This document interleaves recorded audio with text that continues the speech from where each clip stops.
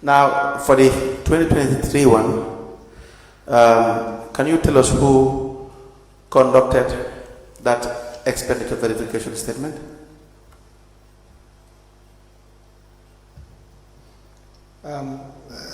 The verification was conducted by Foresight.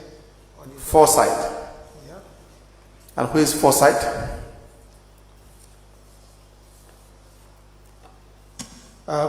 The lead auditor for Foresight is Bakari Nyang. It's a company registered as auditors in the Gambia, and they are based in Bakau. How were they contracted? I'm sure they were paid for this job, correct?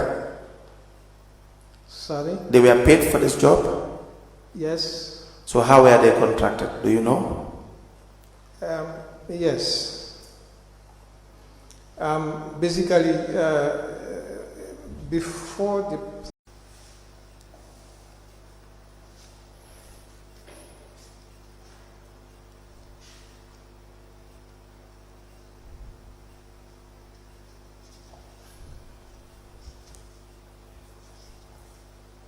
I believe as a qualified, specified auditor's firm, they should have done all what is in their terms of reference. But was it done? Did they analyze the payments in relation to the financial and procurement regulations that are available in this country? For instance, you are expected to do your procurement in accordance with GPPA regulations. Now, did they look into that? Yes. Can you guide us through some of the findings in relation to procurement?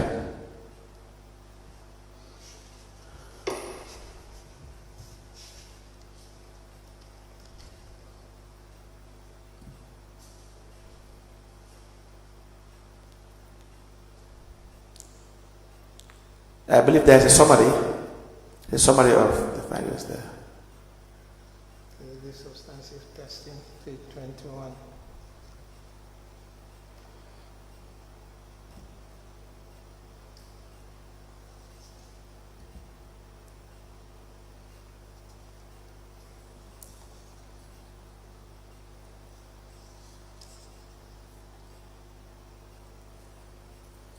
Are you referring to the summary of findings? I'm just trying to help you to say that the information that I have asked may perhaps also be contained in the summary of the findings. Summary of findings. Yes, summary of findings. Yes, we have summary of findings. Is there any finding in relation to procurement?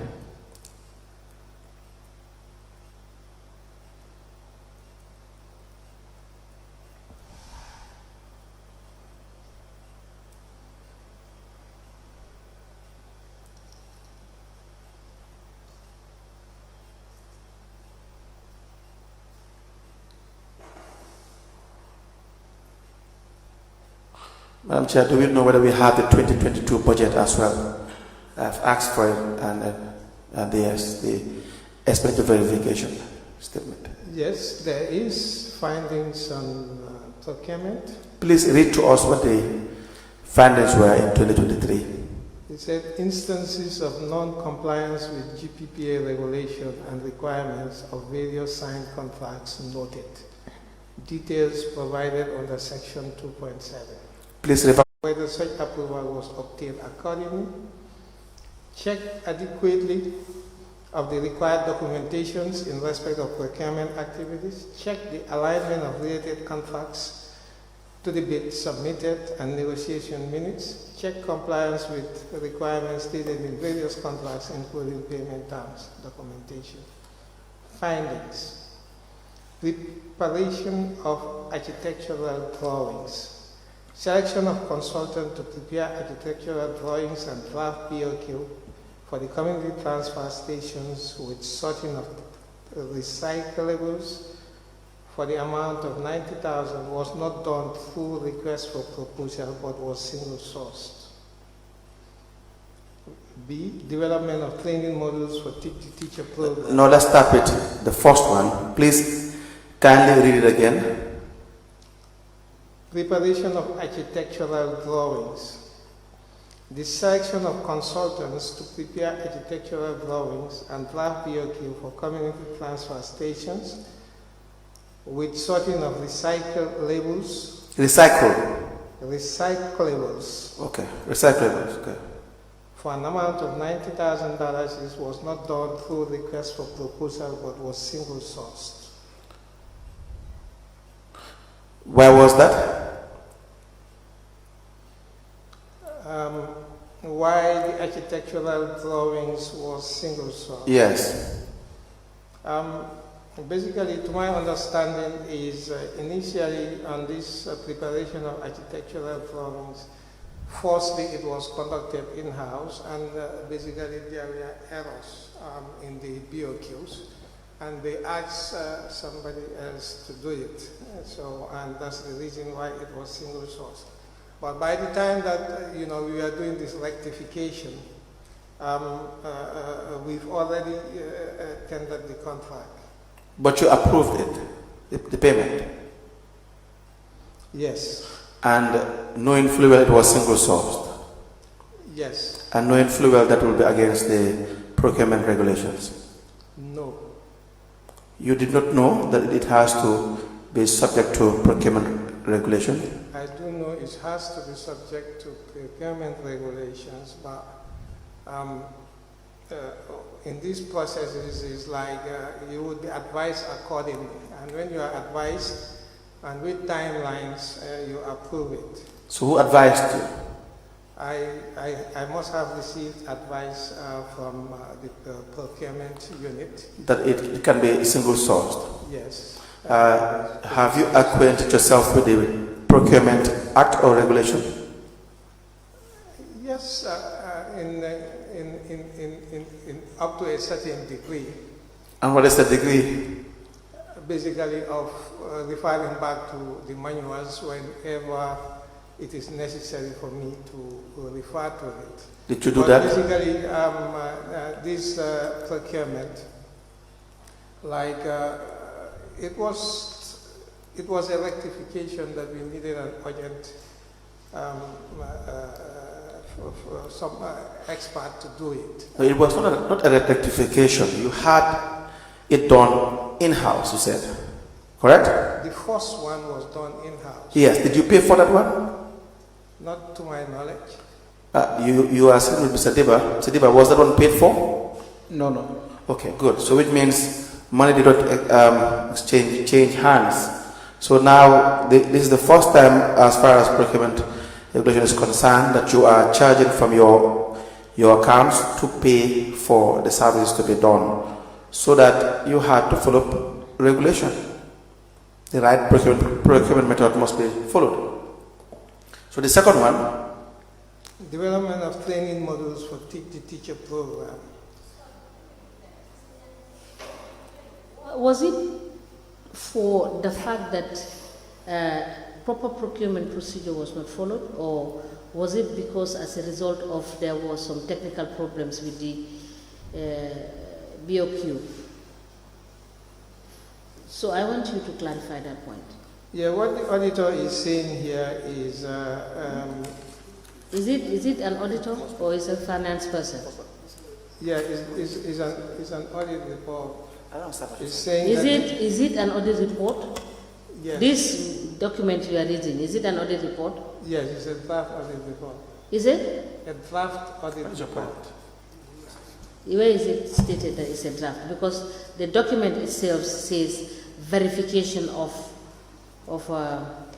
expenditure. Yeah, it is engraved Okay.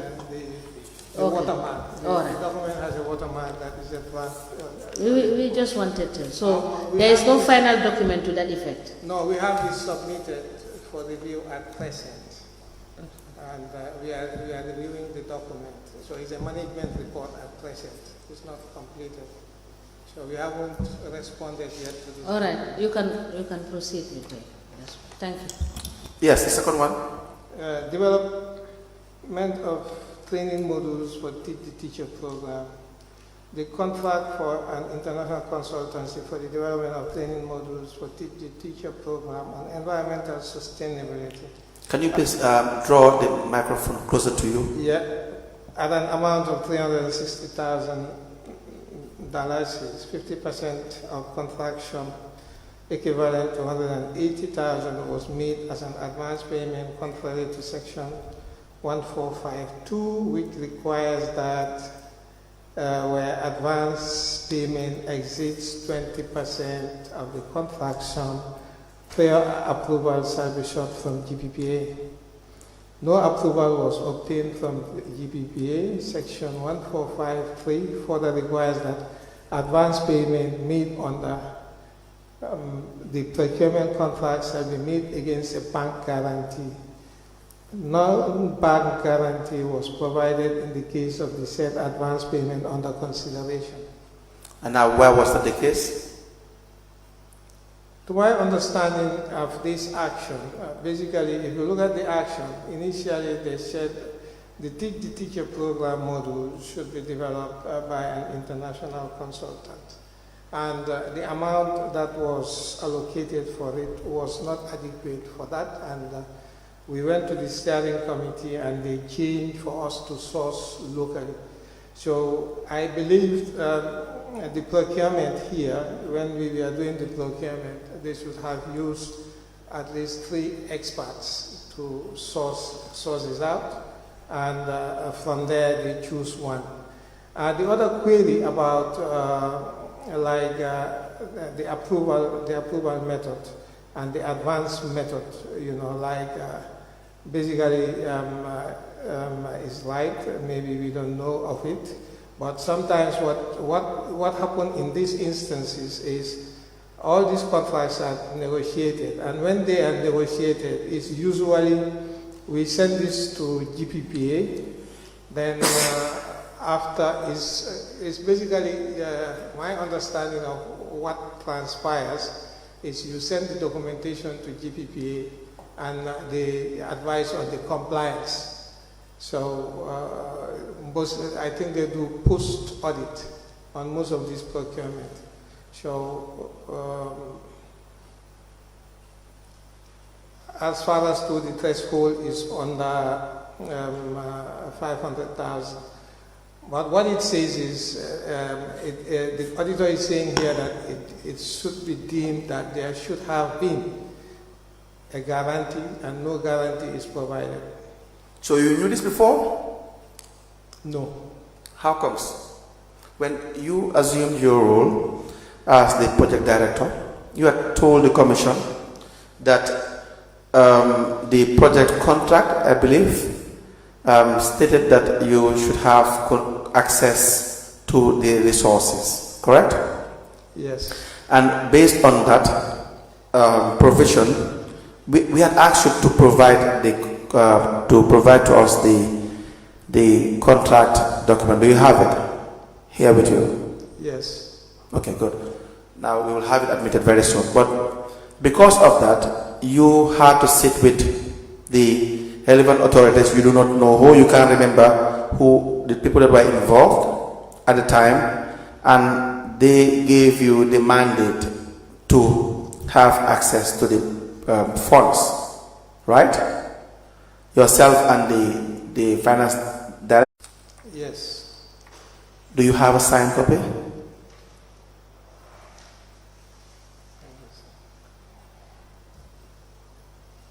And this only for lot 1?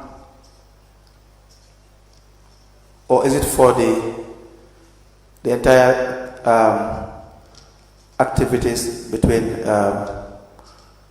the donor and KMC?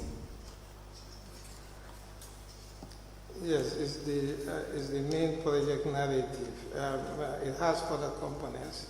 It has a budget and it has a log frame. Okay. Here is the budget and here is the log frame. May I please see?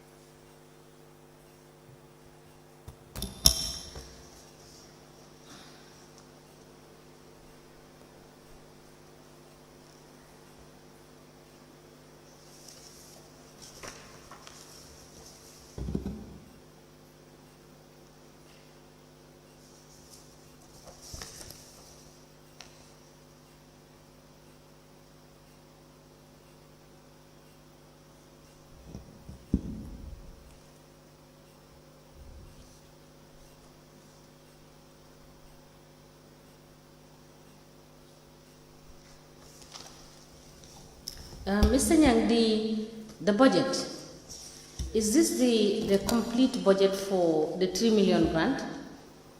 Yes, it's the complete budget for year one that you requested for. Okay.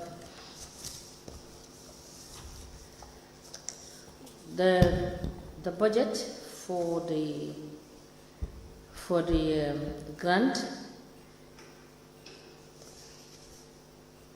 for year one,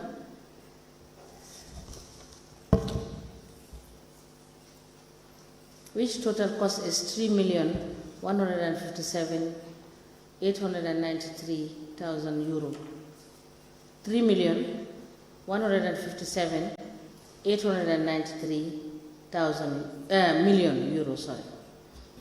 €1,000. Yeah. Sorry. 3,100,000. Yes, 3,157,893 million. 3,157,893 euros. And the second document is the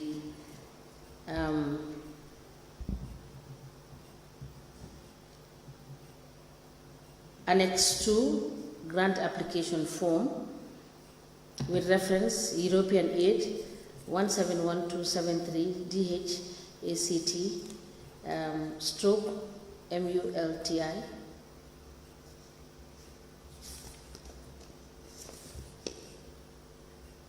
This is the Local Authorities Partnership for Sustainable Cities 2021. The contracting authority is the European Commission. Mr. Nyang, this is Annex A2. Where is Annex A1?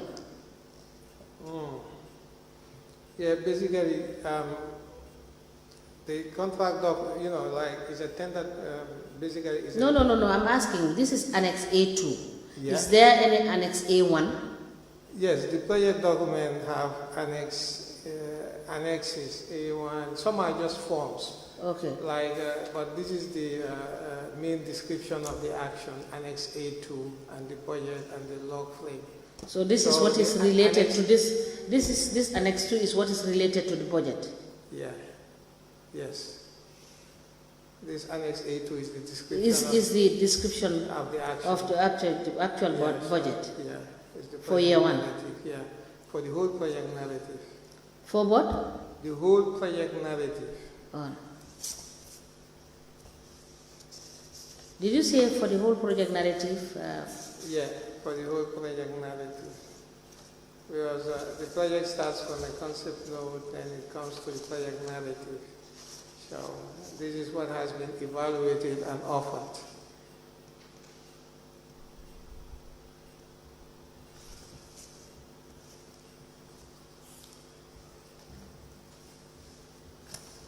Joyce, the last document is that is the third document, is the logical framework and activity matrix. Yeah. That is Annex F3D.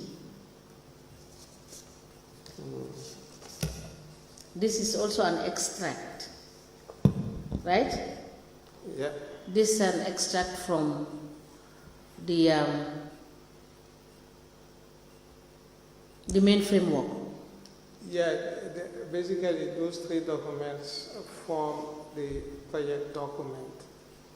It's not the whole complete contract document, but it's the project document. That's the narrative, the budget, and the log frame. These three documents are admitted together as exhibit in evidence, and they are marked as LGC/KMC/ASN/004. As the commission please now have a look at the contract document, and please guide us as to the provision that requires that you have access to the resources which you have interpreted to mean have access to the accounts.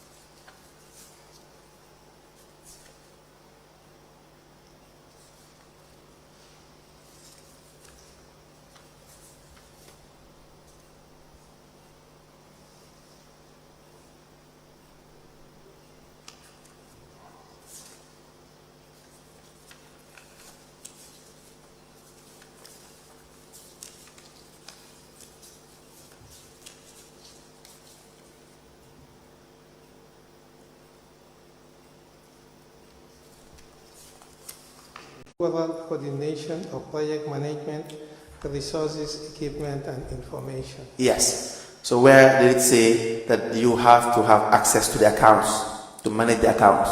It's the responsibility Of what? of project management, Yes. resources, equipment, and information. Yes, but to have access to the accounts to sign that these are specific responsibilities. Even in the Act, even in the Finance and Audit Act, it stipulates responsibility to certain individuals. These are normally expressed in documentation. So you are saying that the introductory part of it is what you have inferred to mean you should have access to the accounts? Yes. But you agree that it is not explicit? No, it's not explicit, but project documentation and regulatory documentation, they are different. I was bound to use this project documentation for the implementation of the actions. Yes. So, but in implementing those actions, I have to have the access to the resources to implement those actions. Yes. And you interpreted access to resources in your own interpretation to mean having the final say as to how much is withdrawn, how much is not withdrawn, how it is spent and all that. I'm just asking. I do not say, I'm not saying that you should not have those powers now, right? I am saying that you will both have agreed that the document itself is not very clear, that you, the director, and the finance manager should be signatories to the accounts. That is a fact. Okay? So let me read again the introductory part. It says the project will be led by a project director who is responsible for the overall coordination of project management, resources, equipment, and information. So we know what coordination means. So if you are to coordinate, this is different from you being the person who has a direct and final approval of funds that are to be withdrawn. I mean, they gave it to you, KMC subsequently gave it to you.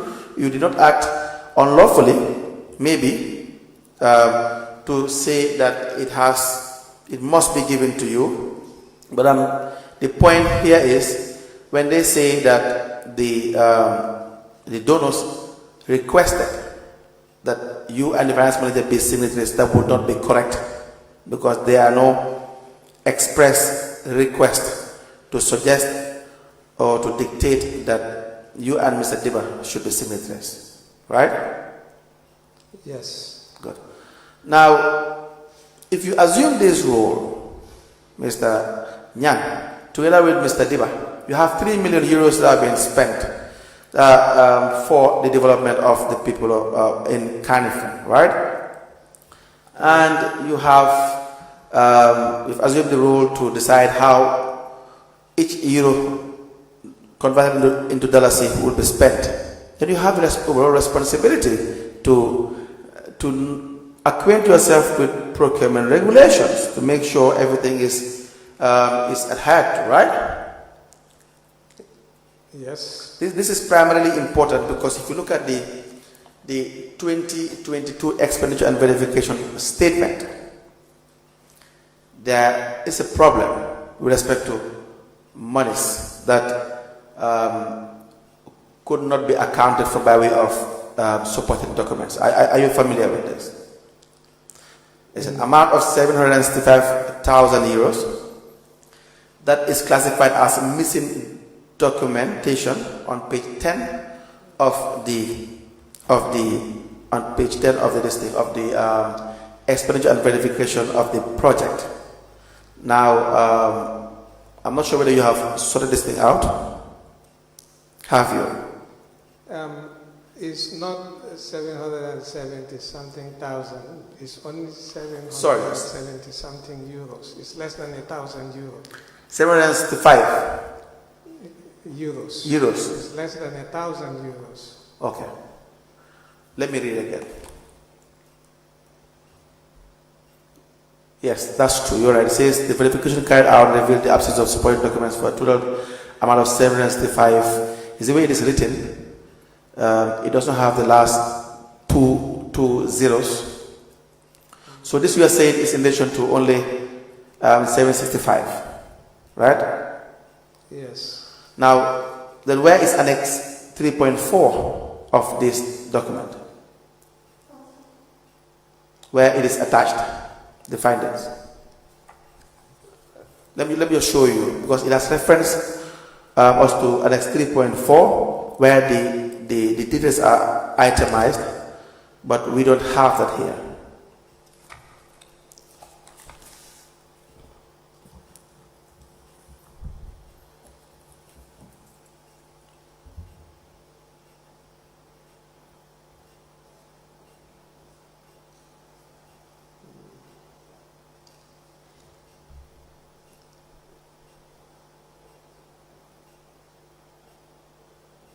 The details of this operation is shown in Annex 3.4, see number 1. Please speak into the microphone. Okay, this is the Mazars report. Well, basically, we understand that for the whole year, we were queried less than 1,000 euros, and we spent over €1 million. And we thought, it's tolerable, and we accepted the report, and it was signed off. So this is 2022. So the other one that we started discussing about was the draft 2023 report, which we haven't responded yet to the auditor. Yes, that is why I'm not asking you about that one. So for the 2022 one was done by Mazars, correct? Yeah. Are they? Is it a Gambian company? No, Mazars is an international auditing firm. It's a French company with a subsidiary based in Senegal. They were appointed by the European Union to come and do the audit. Did they audit the procurement activities? They've done everything that I thought so. Like their focal point was Mr. Diba, who is here. So first, the 3.4 that we are referred to, do we have that attachment? It was part of the previous submission I made, but still now, maybe tomorrow we can bring it 3.4. I don't know who submitted this one. Because when I came here 3 months ago, I supplied you with another copy of this one. That was in black and white. I think the 3.4 was there, but still now. Was there? Yeah. Okay, this is submitted by the mayor. Yeah. We need you to help us with 3.4. So, and not only 3.4, you have 3.4, is it 3.3? The last page. 3.2.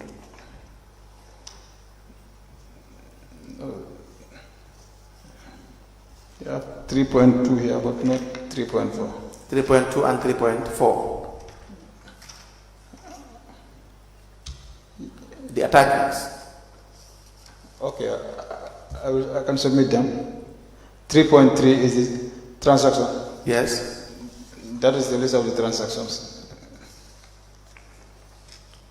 Yes, I can provide that. Okay, so 3.4 is what contain the 750 the 350 euros. So that one also, what happens is the only difference between the Mazars audit and this other audit you are seeing is this. For the Mazars, like when they did the audit, their first findings, they put a comments column there. You will respond. If they are satisfied, you upload it online. If they are satisfied, they will tell you to upload the files for the supporting document to review it, and they will remove them from the report, clean it, and give you another version of it again, maintaining the ones that they are satisfied with. So the correspondence will go ongoing. The final one is the one they will maintain, the last ones that we, because even these ones, we submitted the evidences, it's the receipts, delivery notes, good receipt notes, you submitted them that we will follow. You make sure you are in line. When auditors come, they audit you according to the manual. Unless if it is more than, I think, 500,000 euros, you have to go to EU for approval. But less than that, which 80% of procurements are within the normal range. We can approve at our own end, but the team agreed that we do the GPPA procedures because that's what they are used to, they are familiar with, and that's what we follow the whole process. So they audited the staffing, the staff files were audited. Before that, my point is they had highlighted that yes. You were following GPPA. Yes. As opposed to the EU regulation. Yes. If you look at the summary of the procurement findings, you will see it there. Yes. Just check it, please, and confirm. No, I agree because I have an engagement with them. I understand. No, it's just for the purpose of the hearing. On which page? It should be on the cover.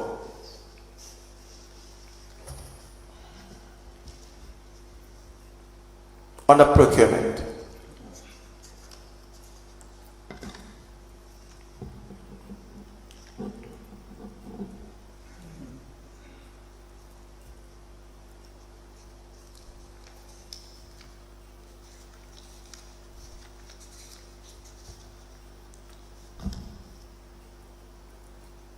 Are you there?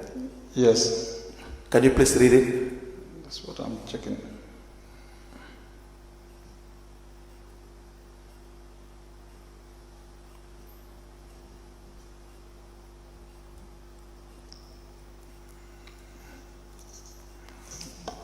I think I'm not there.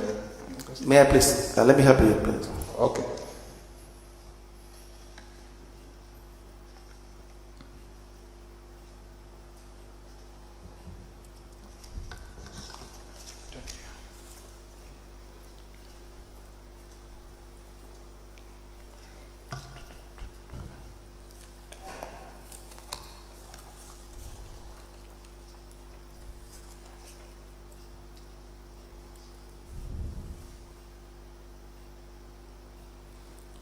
It's under risk analysis. Okay. Procurement authority at each stage of the process. This procedure respects and is much more restrictive than the principles of the European Union.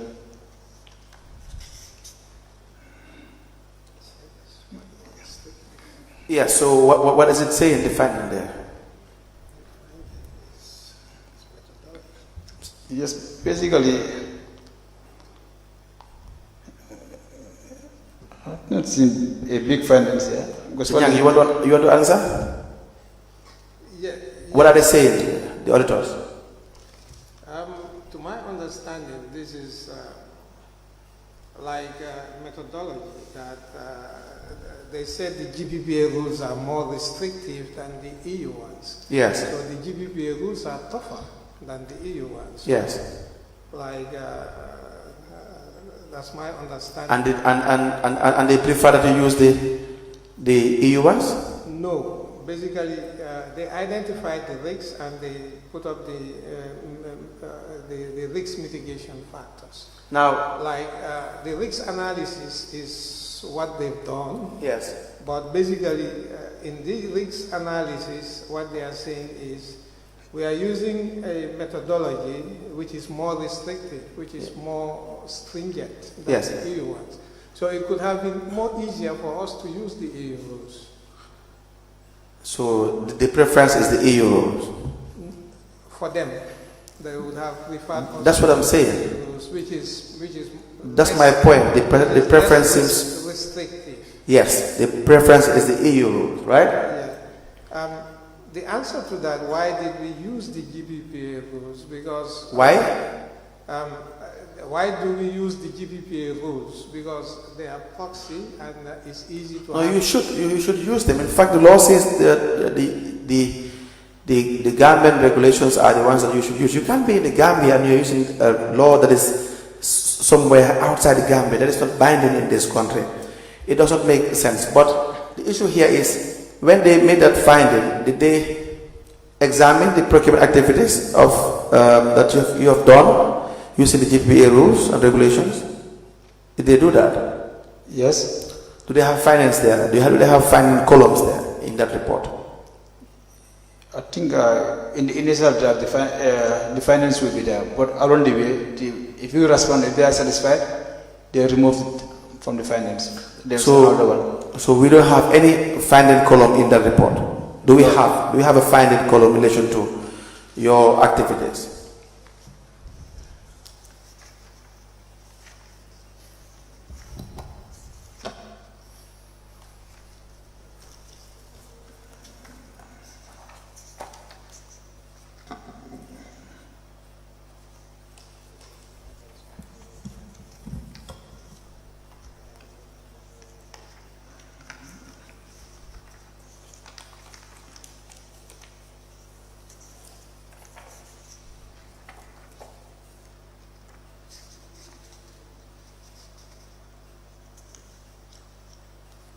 No, there's no funding columns here. Okay. So it is more of a expenditure verification than an in-depth analysis of the regulations that you are to follow. The report itself. I don't know what transpired behind closed doors. If you have evidence of what they have sent to you via email for you to respond, the findings that they have highlighted and that you have responded to those findings, you can present them.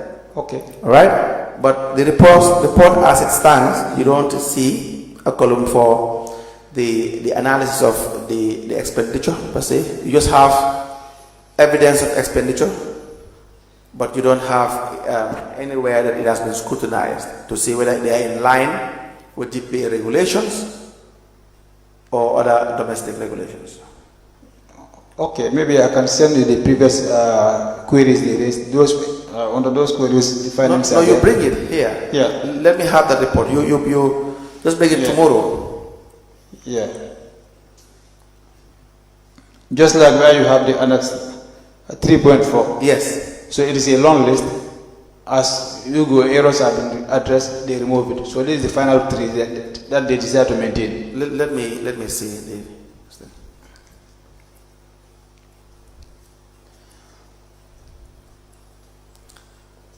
Now, Mr. Nyang, I have a sample of vouchers that I want to show you. There were payments made that I want you to help us in relation to providing us with information as to the decision that was taken in procurement activities.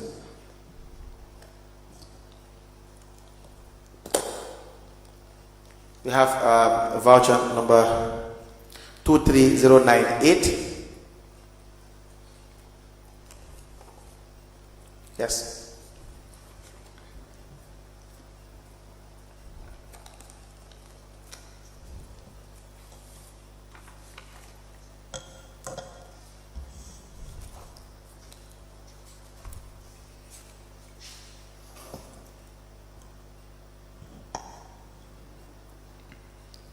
You recognize that voucher?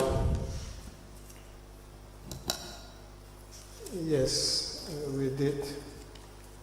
You do? Yes. We have 23089.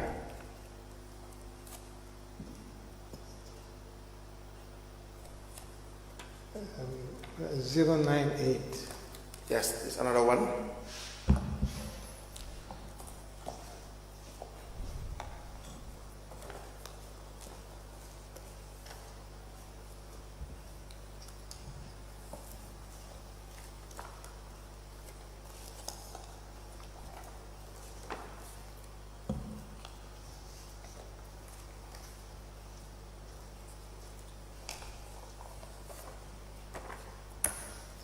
We also have 23068 and 23064.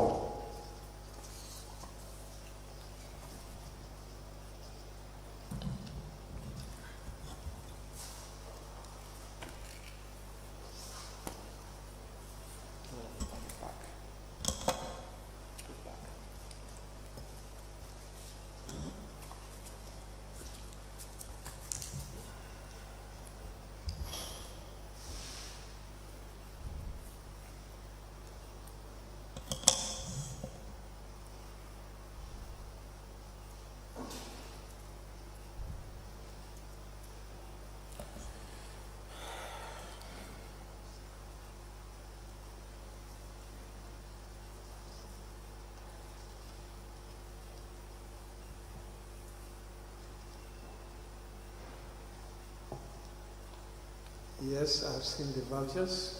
May I please have the vouchers so that I can have it admitted?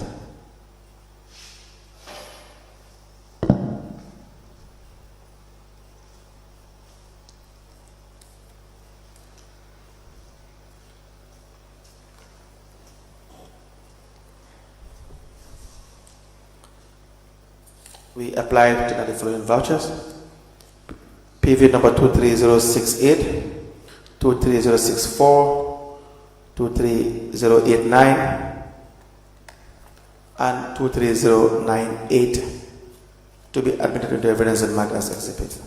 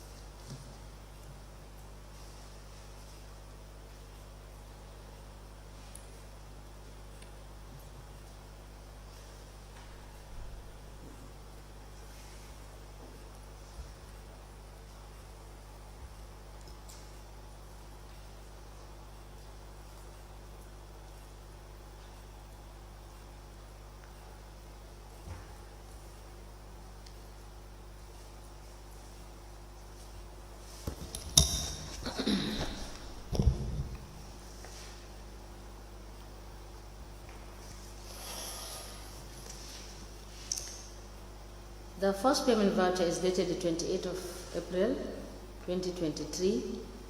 It has PV number PV 23-068.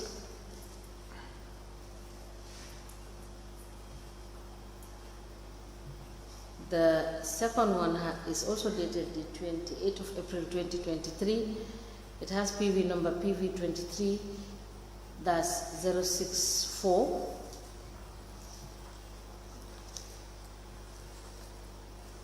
The payment voucher dated the 2nd of June 2023. It has PV number PV 23-089. And the final payment voucher is dated the 13th of June 2023 with PV number PV 23-098. These 4 payment vouchers are admitted together as exhibit in evidence, and they are marked as LGC/KMC/ASN/005. As the Commission places.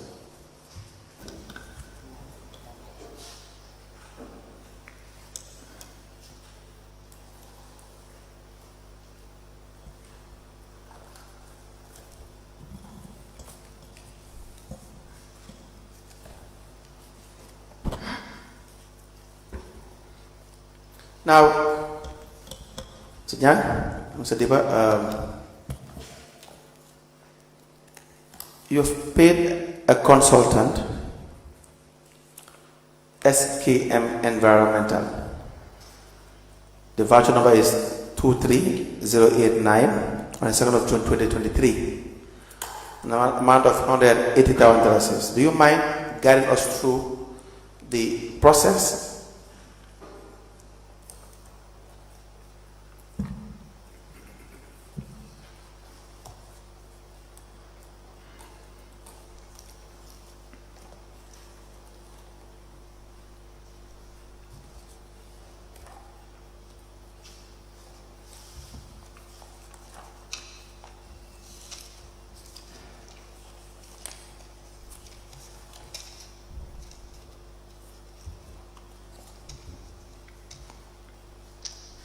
What was the payment for?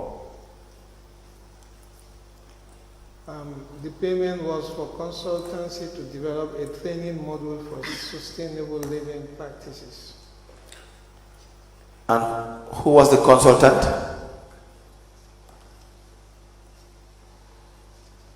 It should be on the voucher itself. SKM Environmental is a consultancy firm. How many firms were contacted for this?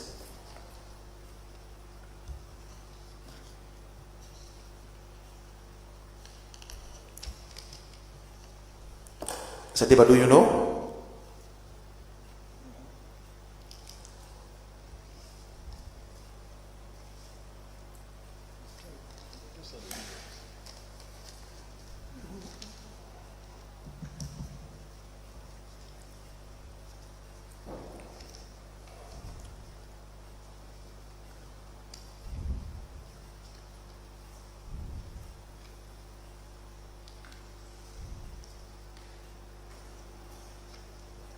What I'm seeing here,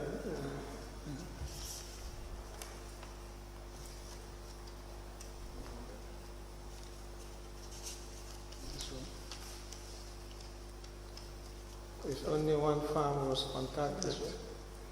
Mr. Deba, do you confirm that? No, I'm seeing 3 invoices here. The other one, the first one is Lamder. The second one, Patek Solutions, and the third one is SKM Environmental. Contacted. You would have sent a request for a proposal. You would have contacted them to invite them to send proposals, and they would have sent 3 proposals. Yeah, I believe that is what was done. Because I'm seeing 3 invoices here. Yes, but where is the evidence of communication between from you to them, to those 3? But even if that if that is available, I don't think that is usually on the form here. No, let's first establish the fact as to whether it was done or not. Did you write to them or using the forms that are necessary to sort these proposals from them? The law says a minimum of 3. Yes. Right? So yes. How can you obtain invoices without having the proposal sent? And is this not for consultancy contract? Yes. So I believe the persons who need the sourcing will be in better position because they engaged. But you guys approved it. If you approve it, you should know whether they have followed the process or not. Yes, but we all have our TOR. So because if it is for consultancy, I believe the project officer in charge of education and the procurement will do the needful. No, because they are the ones who will engage the vendors. So whatever they do, you have no choice but to approve. No, we have a choice. What is your choice? What is the discussion you have? For me, usually I will check it against the budget first, whether the activity is in line. Okay. If it is in line, I look at like this one is within the ceiling of 3 quotations. All right. If that is established. It's not a quotation, it's proposal. There are 3 consultancy. There should not have been an invoice of that nature. There should have been proposals sent, technical and financial. Oh, okay.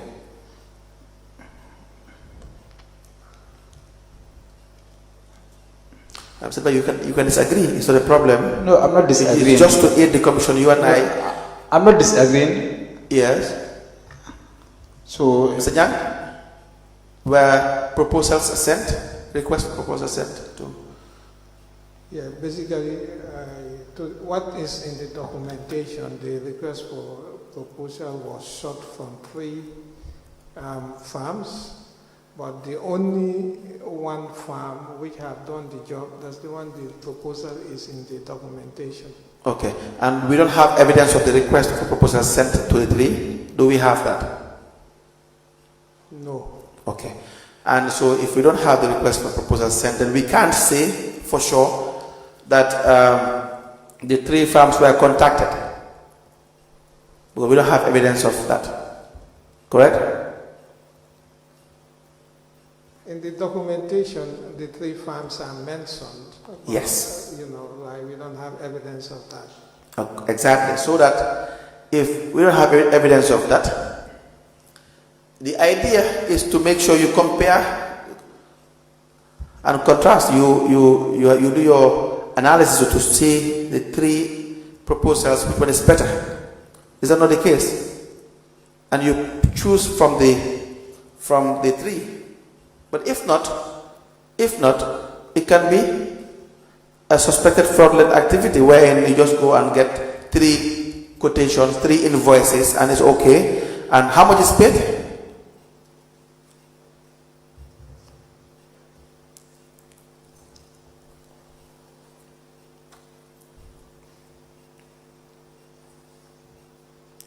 On the voucher, the first page will tell you the amount. $180,000. Being part payment. Yeah, being part payment. That's how many percent of the contract, sir? That's 50%. Okay. Was that the first payment? Basically, it says payment for consultancy to develop the model. Please kindly speak into the microphone. Yes, it's 50% payment. Let me have the it. total invoice sum is $360,000.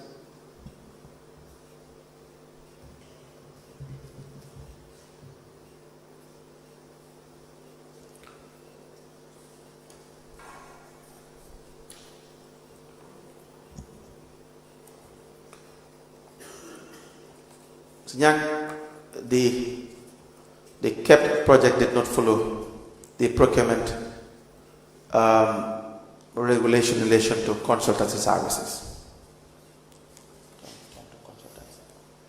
Do you understand that? Do you agree with that? Yes, in the referred cases. Yes. Not all cases. There are cases that you have followed procurement regulations. So the contract that was given to or payments made to SKM Environmental would not have been proper because of the lack of due adherence to procurement regulations.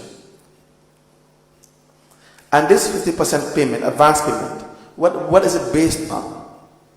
You know, previously we had discussed the idea of 20% payment. So what is this 50% based on?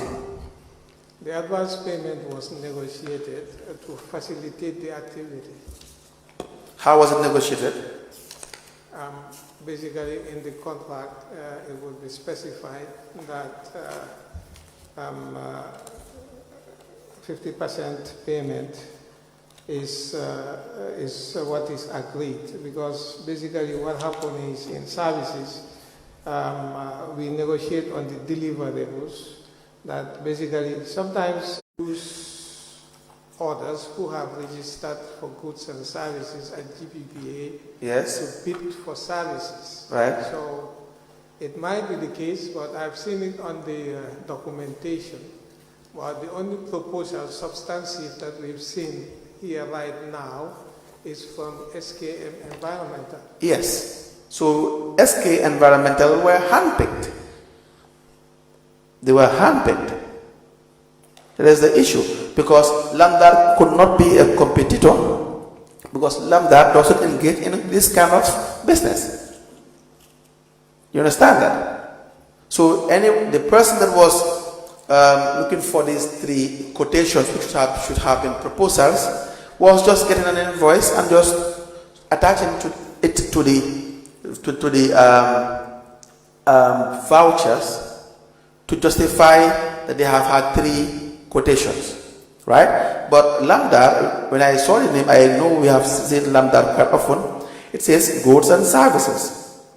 They don't have any business to do with consultancy, and so therefore you haven't had 3 proposals sufficient enough. It's the minimum requirement. Let me give it to you back so you can confirm what I'm saying regarding Lambda. So if you don't have the 3 minimum proposals, you can't go ahead with the procurement without having clearance from the authority.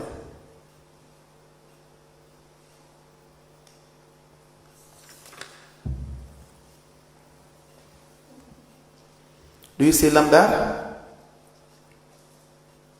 Yes. What? Please, the microphone. What does it say? The certificate.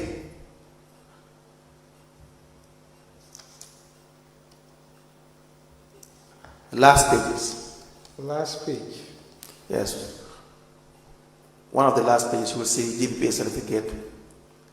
Type of business, goods and services only. So it's not a consultancy firm No, going by the certificate. not a consultancy firm. Good. Now, apart from Lambda, who is the other one? SKM Environmental. Yes, we see. And consultancy. Did they register? SK? Yes, they Okay. do consultancy. And the second one?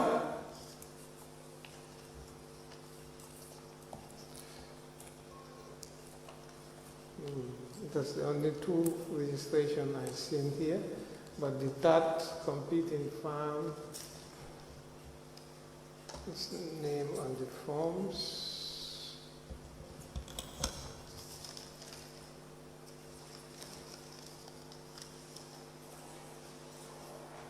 Is Papatech Solution.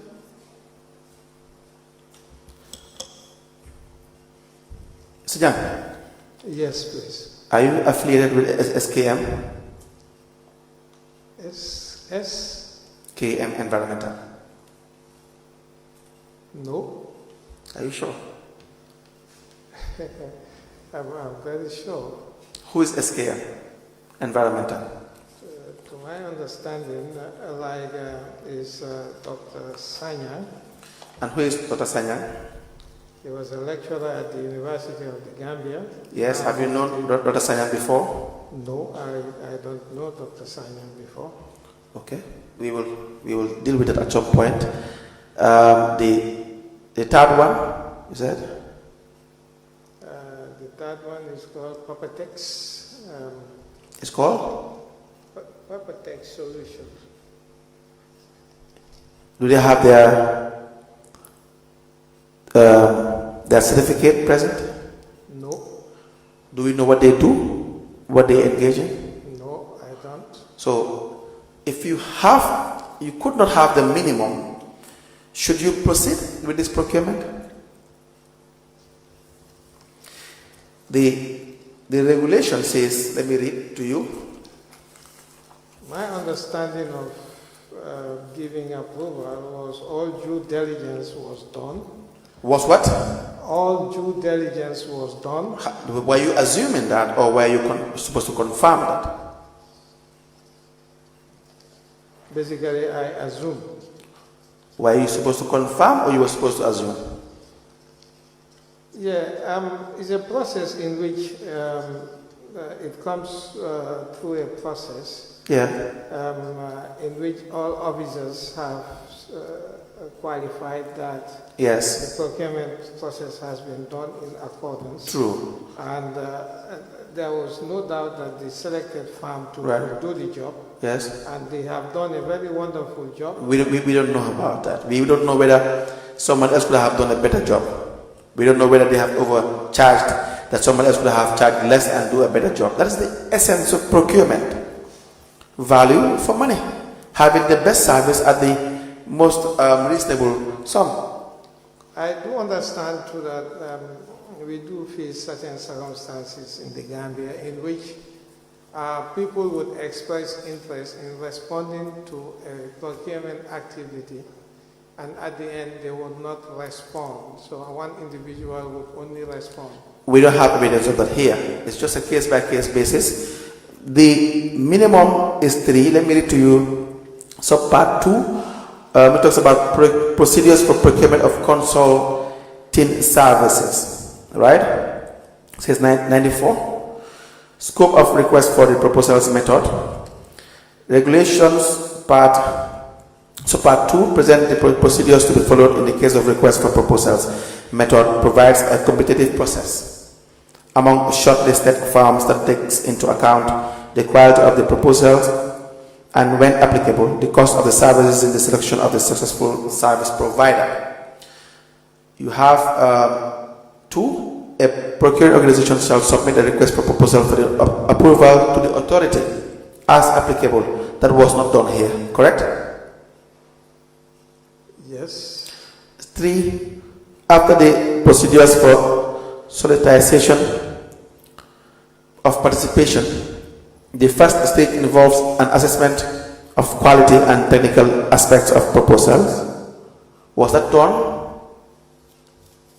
You could not have done that because you do not meet the minimum 3 required to do the assessment.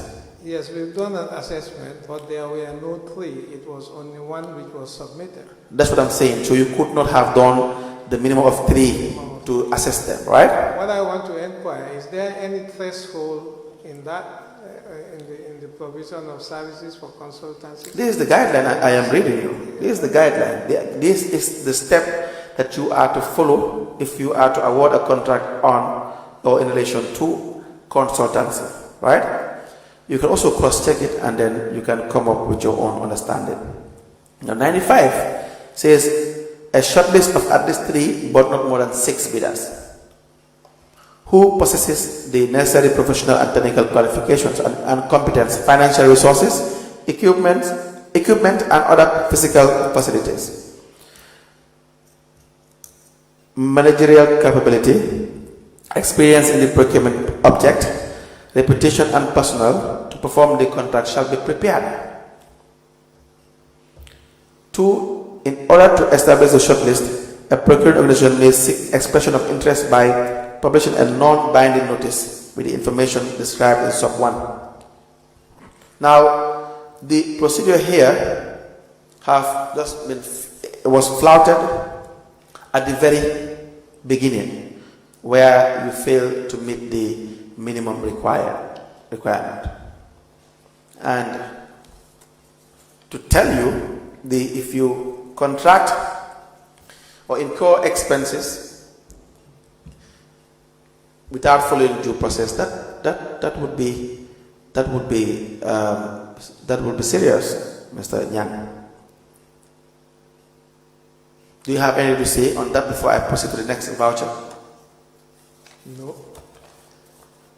The voucher 23064 is the second payment for the construction of 4 community children playing ground.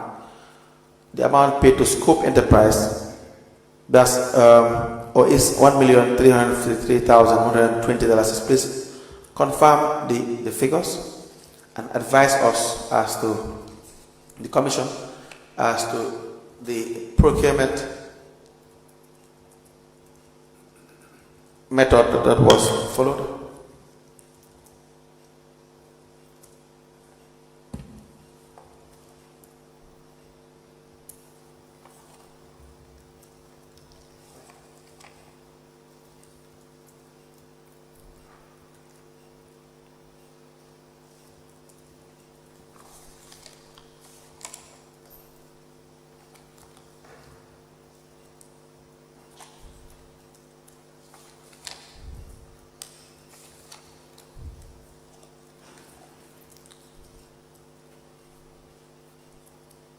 What is that payment for?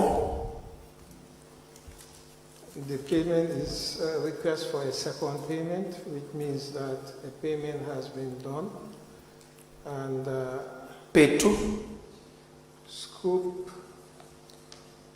Enterprise. Enterprise. Okay, the first payment is here. Is it for the what was that one for? This was for construction of 4 community children playing grounds. Yes. Now, do we know whether there is a method of procurement that was followed in that one for Scope to be awarded the contract? Yes, there was, because it was tendered. They applied and they went through an evaluation and an offer was done to them. Okay. Would you mind to assist us with the process either now or we can allow you tomorrow to guide us to that one?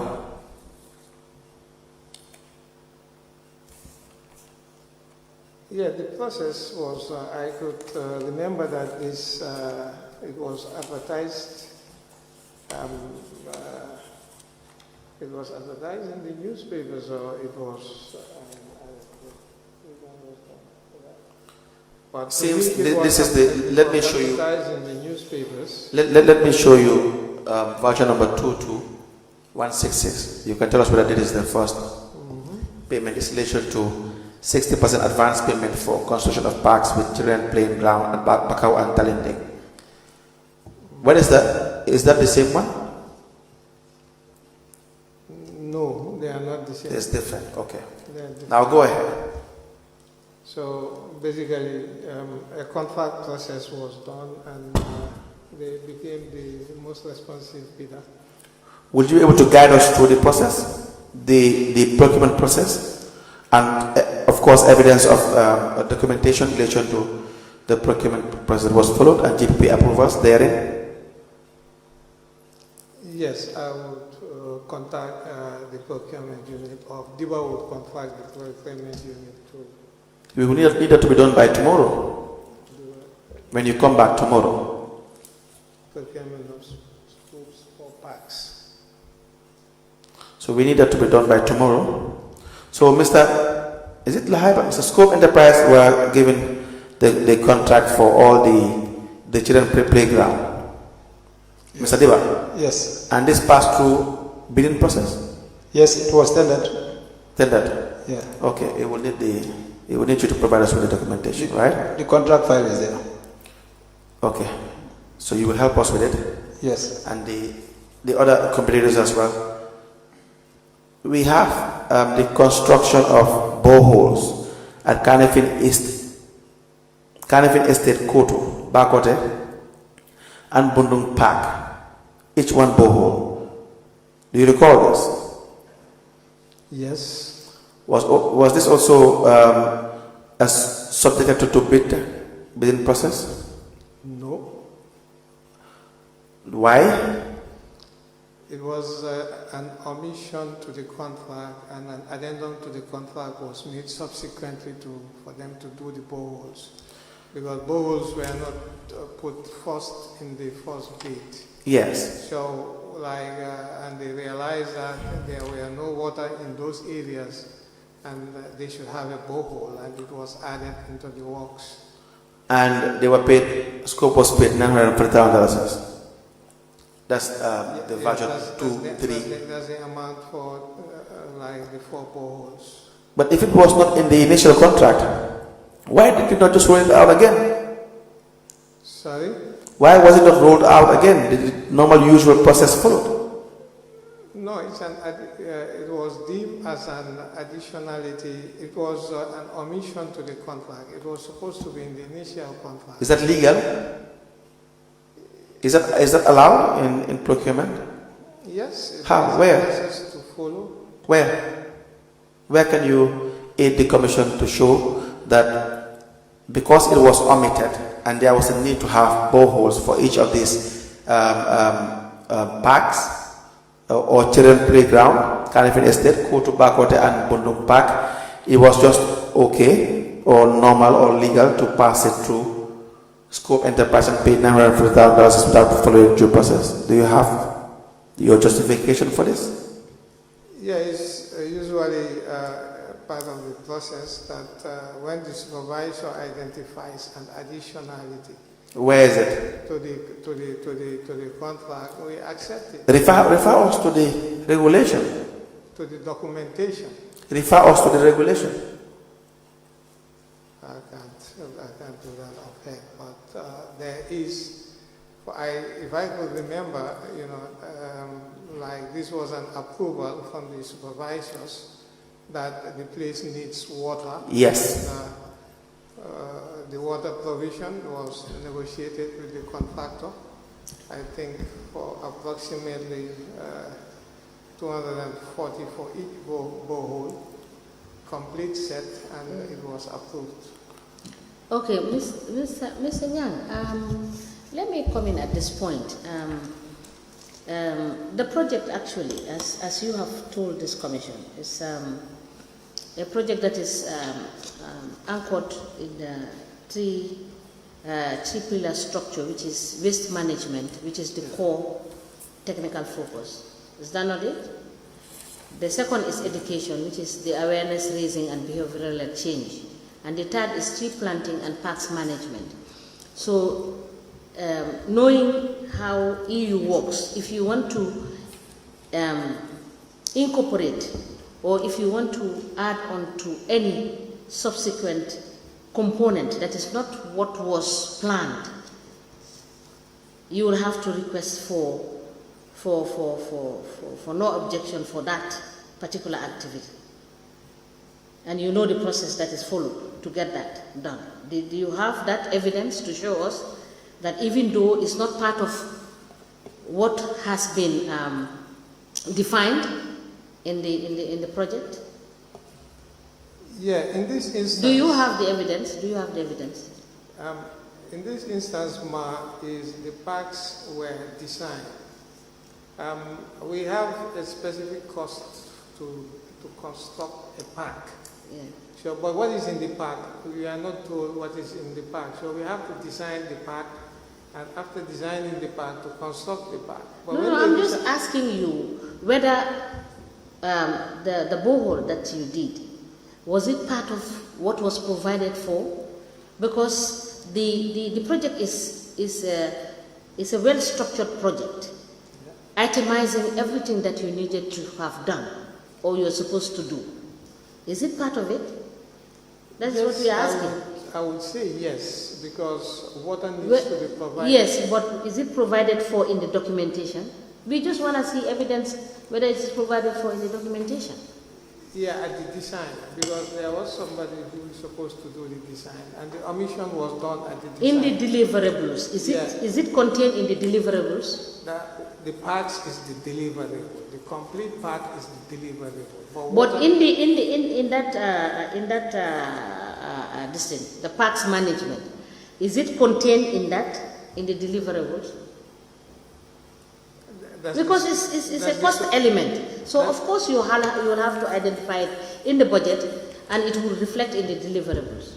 Yeah, in operationalization of that activity. No. I'm not asking you to give me technical explanation. I'm just asking you whether this was contained in the deliverables as a component to say that this is what is in the budget and the deliverables is to provide boreholes. Is it contained in your documentation?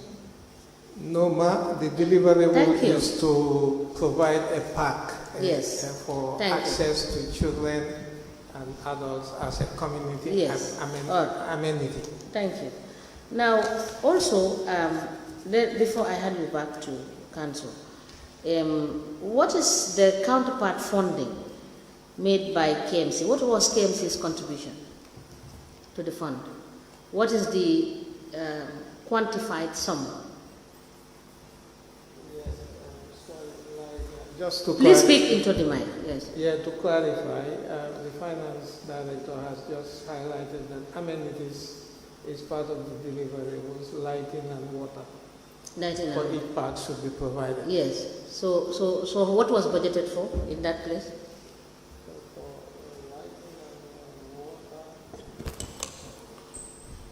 Look at 6.1.6.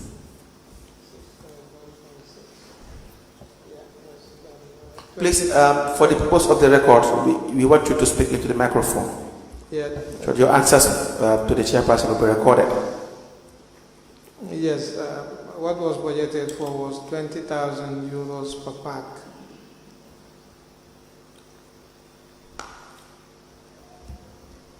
So in that, is it itemized? Yes, it is. Where is it?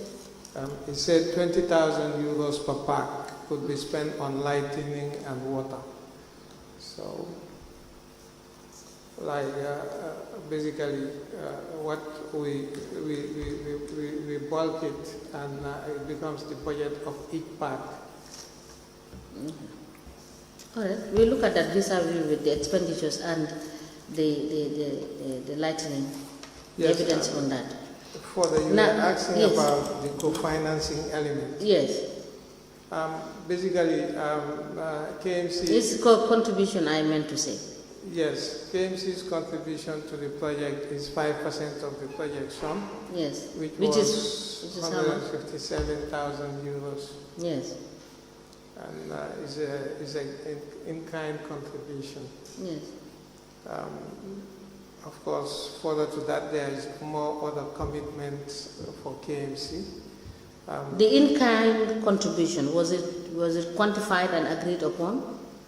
Yes, it was quantified and agreed upon as the services that they add, the other. So, yes, okay. Like, for example, the office, they provide other aspects like electricity and water and the staff's time contribution to the project. Okay. For example, like the caretakers, the directors, the councillors, all of them, because normally. So let me sorry to intervene.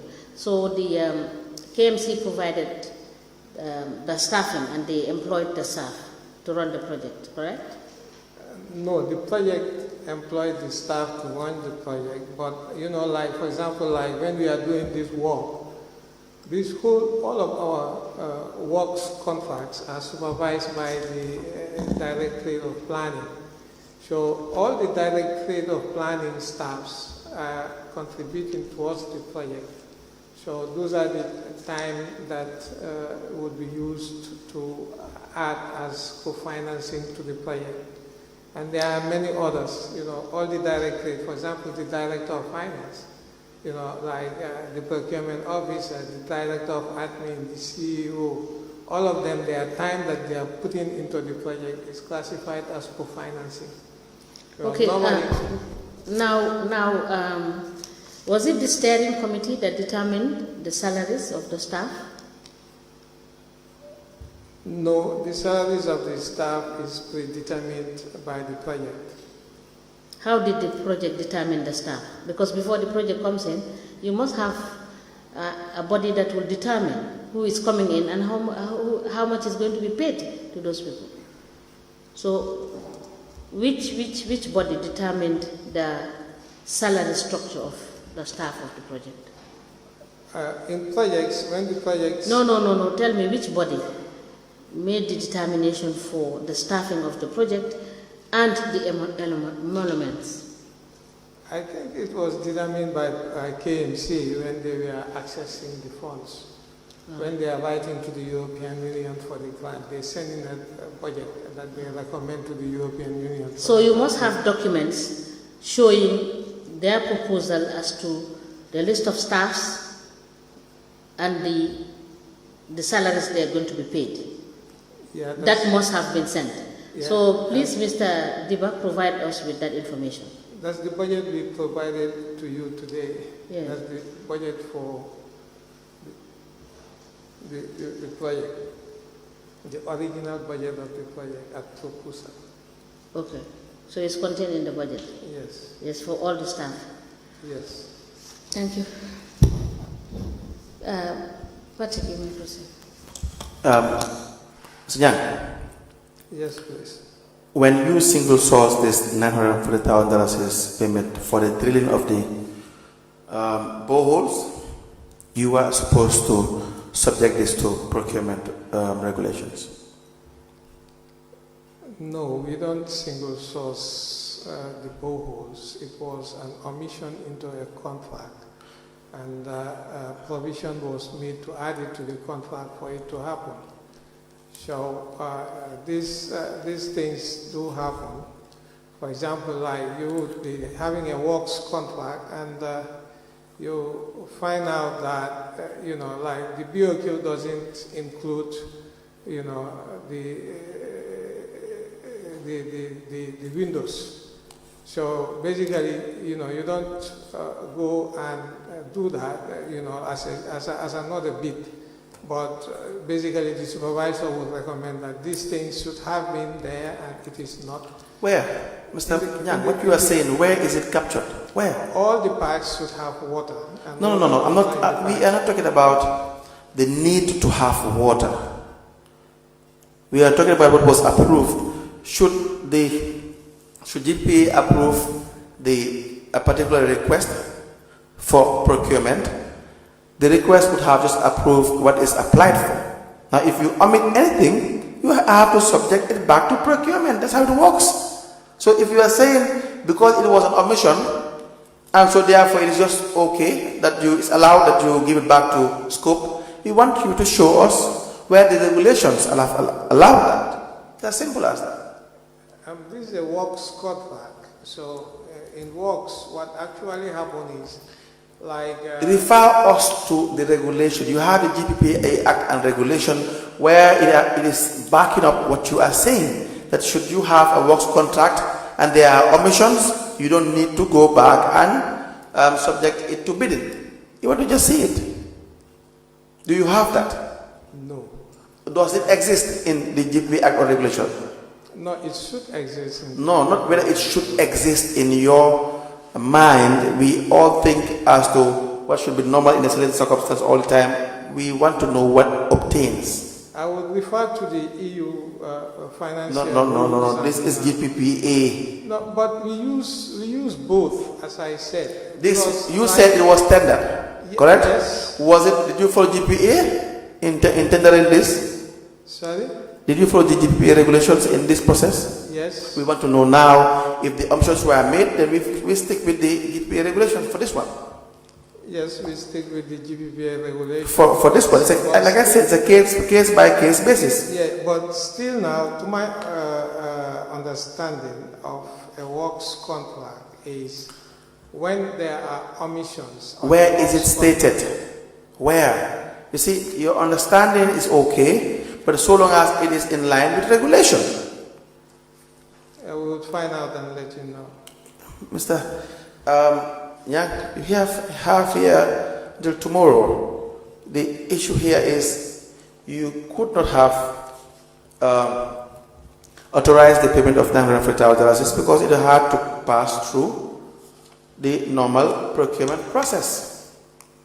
That is it. Now you have the another voucher 223098 where MJ20 were paid $616,284 for being 60% first installment payment for construction of 7 waste enclosures at KMC Market and the Women's Gardens. The contract sum is $1,193,808. Do you recall this? Yes. Was it a subject? Were there bidders for this? Yes, there were bidders for it. How many bidders?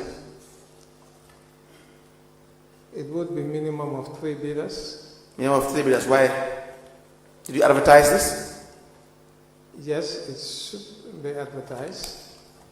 Let me show you the voucher. And if there are other supporting documents that you have that is not attached to the voucher, you can tell us.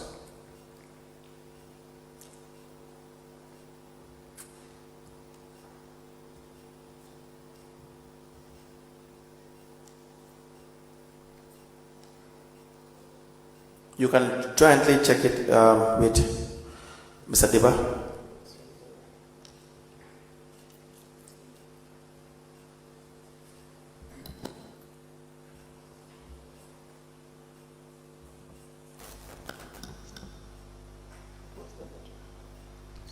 It was tendered. Okay, please give us the information that was with respect to the process that was followed. The same process as normal. It was advertised on newspapers, so bidders applied. How many bidders? That one, maybe tomorrow, if you are bringing the file for scope, I can bring the contract file for tender also. Okay. For MJ20 as well. Very well. So we'll wait for that. Yes. Okay, Mr. Diba, can you also bring us the outcomes? The outcomes? Yes, the KPIs. Okay, that you can step in. Yeah.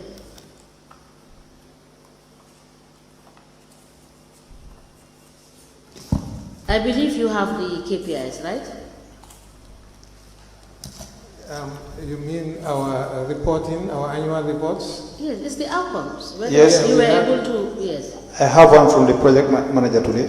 Yes. So put them together so that tomorrow we can have them. For 2020. We have For all of them. 2022, huh? 2 is here, 3 is also here as well.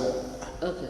We have all of them here Yes, all okay. available. Let's have them. And also, do you have the regular progress reports?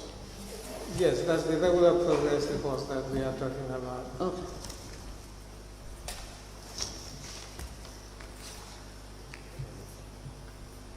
Let me see. When they transfer.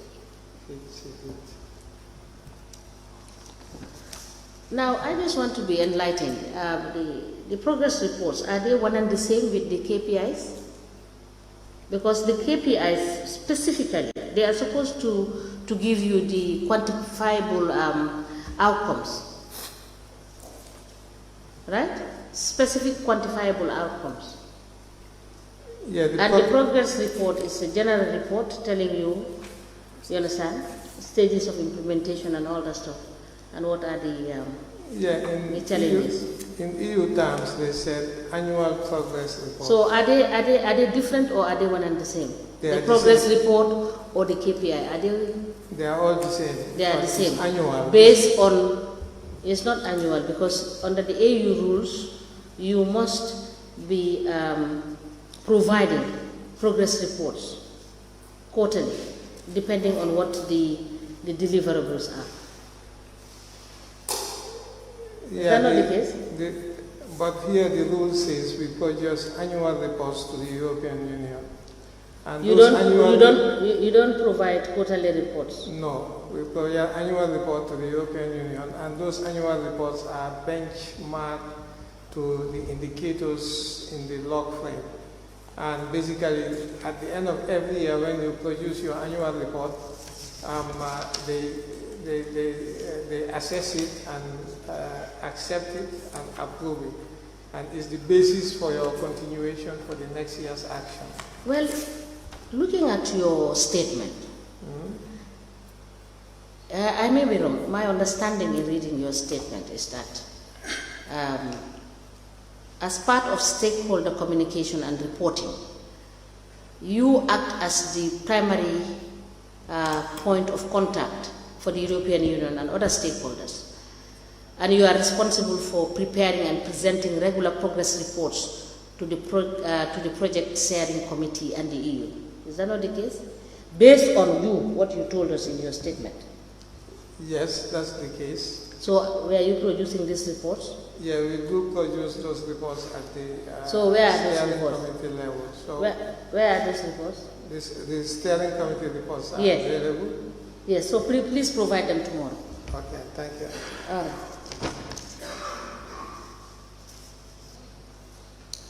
Let us have these documents admitted, the ones that you said you have. Mr. Puja? We applied to 10 different Ah, documents. okay, you already The have. first is a report on Carnifing Environment Transformation Program from 2022 to 2024. The second is the annual yearly report 2023.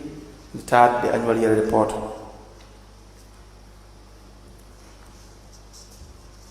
As of December 2022.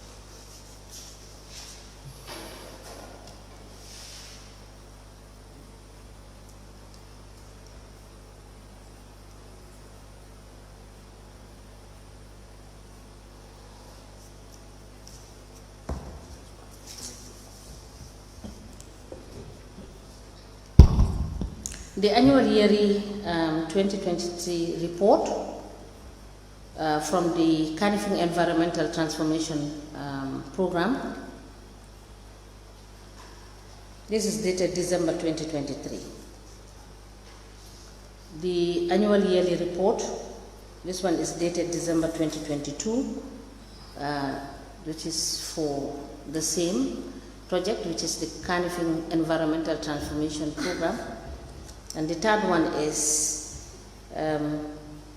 the 2022 to 2024 report on Canifing Environmental Transformation Program at Abuko Community Swampy Zone. This is presented by Mariama Manjang, Sehu Koli, and Jenaba Koli. These three reports are admitted together as exhibit in evidence, and they are marked as LGC/KMC/ASN/006. As a commission, please, can you please, do you have any exhibit with you? Please hand over the exhibits in the debate before you go with my exhibits. Do you have any? Yes. So the reports we submitted right now, the one for Abuko is in relation to yesterday, on Thursday, sorry, rather, about the 3 seedlings procure. Okay. The activity report is there. That's the one for Abuko.